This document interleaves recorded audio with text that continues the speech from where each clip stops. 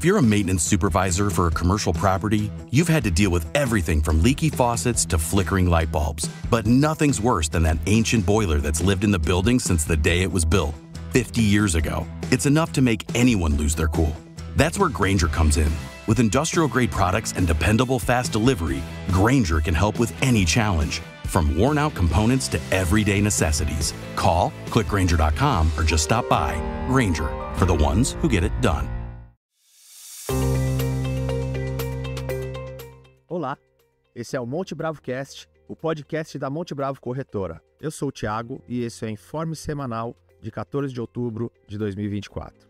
A gente está aqui hoje com o Alexandre Matias, que é nosso estrategista-chefe, e com o Bruno Benassi, que é nosso analista de ativos, e nós vamos comentar alguns pontos do Informe Semanal. E eu quero começar perguntando para o Matias. Matias, como que está hoje o cenário global? Olá, tudo bom? É um prazer conversar com vocês. O cenário global segue evoluindo, de maneira geral, na direção do que a gente tinha imaginado. O contorno é dado por uma economia americana que está passando por um pouso suave.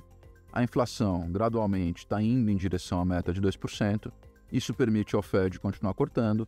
O mercado chegou a imaginar que os cortes poderiam ser até mais agressivos. A gente sempre disse que o ritmo de 0,25 era o compatível com esse quadro.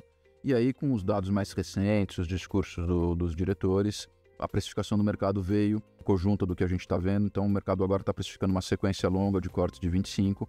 E isso cria um pano de fundo favorável para os investimentos nos países emergentes. E já na economia doméstica, como que estamos? Também aqui a evolução segue bem em linha com o que a gente tinha imaginado.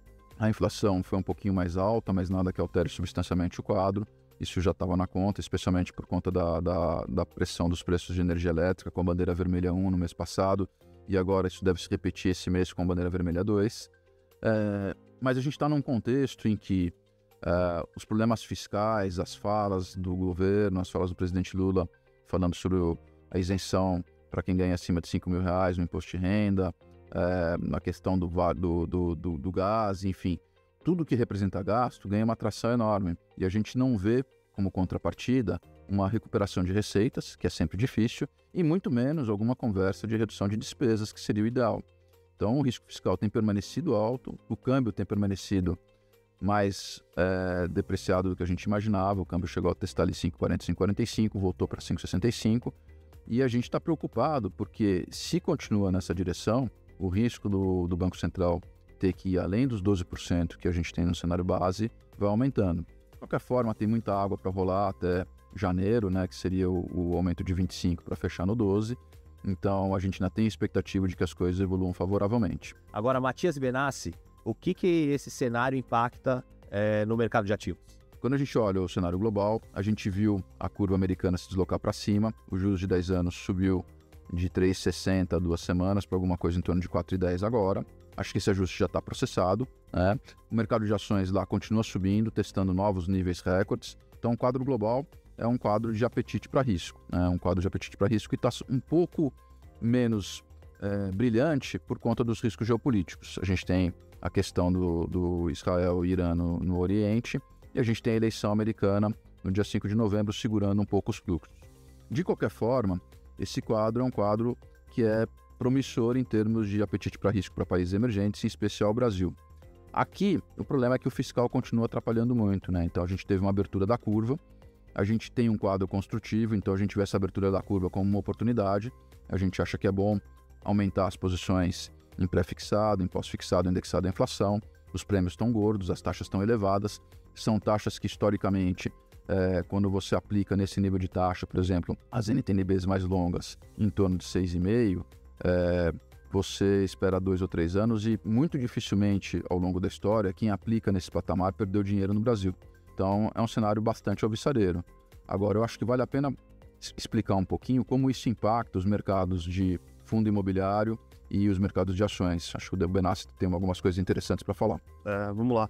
Acho que os últimos 45 dias têm sido desafiadores para fundos imobiliários, né? A classe tem caído bastante. Eu acho que vai muito com o que o Matias falou. Esse cenário de aumento de juros tem pressionado a cotação das classes. Essa é uma classe que ela é muito sensível à comparação da distribuição de dividendos com a Selic mesmo. Muita gente acho que fala que tem que olhar esse investimento em fundos imobiliários e comparar com uma NTN-B de 2035, mas a gente sabe que no fim da linha ali, na última linha, o investidor compara o dividendo com o CDI, e as últimas semanas acho que têm sido desafiadoras ou têm sido desafiadoras por conta disso, tá? Inclusive, a gente vem comentando nas nossas, seja no semanal, seja no mensal, que a gente tem preferido uma carteira um pouco mais defensiva, com uma concentração maior em recebíveis. A concentração em recebíveis ainda com uma concentração um pouquinho, ou privilegiando um pouco fundos que têm CDI mais na carteira, porque eles vão aumentar a sua distribuição, apesar de entender que o momento tem começado a ficar um pouco melhor para comprar tijolo barato, tá? Porém, como a gente acha que a situação fiscal continua um pouco desafiadora e cortes de juros ainda não estão sendo precificados, a gente prefere ficar na defensiva, ter uma carteira mais concentrada em recebíveis e no momento certo começar a fazer essa troca de recebível para tijolo. E a renda variável, Bruno? Como a gente quer falar um pouquinho sobre como a gente está enxergando a perspectiva do Ibovespa e as diferentes estratégias que a gente pode montar? Claro, o Ibovespa ele passou por uma correção nas últimas 2-3 semanas, tá?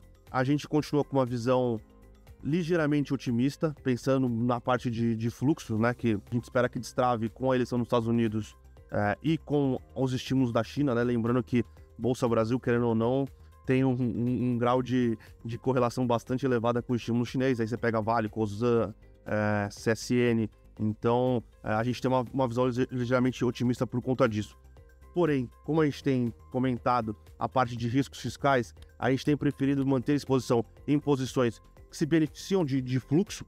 Então, exportadoras, pensando em China, ou empresas de valor e de grande capitalização de mercado, pensando em a volta do ciclo ou volta do investimento estrangeiro no Brasil, deixando um pouco de lado a exposição que depende muito de economia doméstica e muito sensível a juros, tá? Não é que a gente não veja valor nessas empresas, tem muita empresa aí que hoje negocia em múltiplos interessantes, só que a gente não vê fluxo indo para essas companhias enquanto a questão macro não se resolver, tá? Então, a gente tem pensado em renda variável com uma exposição mais defensiva, pensando em exportadoras por conta de China, empresas de valor por conta de fluxo estrangeiro e empresas que têm duration curto, né? Ou o duration curto tem geração de caixa grande nos próximos anos. Você não fica muito dependente de juros no valuation das companhias. Então, apesar de estarmos otimistas, a gente está otimista, mas conservador, comprando boas empresas que têm a situação de caixa confortável, que têm resultados nos próximos anos, ou que dependem de China e de exterior para ter um bom desempenho, tá? Muito bom.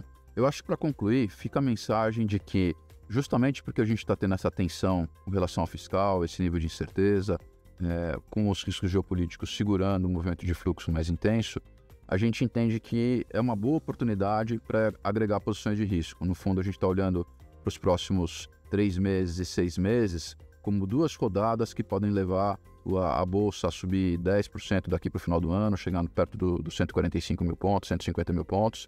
E no primeiro trimestre do ano que vem, após a virada do ano, com os fluxos dos investidores alocando capital para o ano de 2025, também a gente vê potencial para a Bolsa dar uma outra pernada de 10%, buscar ali 155, 160 mil pontos. A mesma coisa vale para os títulos longos indexados à inflação. Potencial de alta de 8%, 10% daqui para o final do ano e da ordem de 6% a 8% no primeiro trimestre do ano que vem. Então, é um bom momento para aumentar a alocação de risco, porque depois que essa alta se materializar, o espaço para você ter operações com bom nível de risco-retorno vai ficar bem mais reduzido. Então, a gente vê os próximos 6 meses como uma janela de oportunidade para quem quer ter um ganho superior ao CDI e depois vai ficar bem mais difícil minerar oportunidades. Acho que essa é a mensagem dessa semana. Muito bom, muito obrigado, Matias, muito obrigado, Benassi. Se vocês quiserem ver mais detalhes do informe semanal, é só acessar montebravo.com.br e também nas nossas redes sociais para ver mais detalhes como a agenda da semana, alguns gráficos e tudo o que foi comentado aqui. Muito obrigado, uma ótima semana e ótimos investimentos.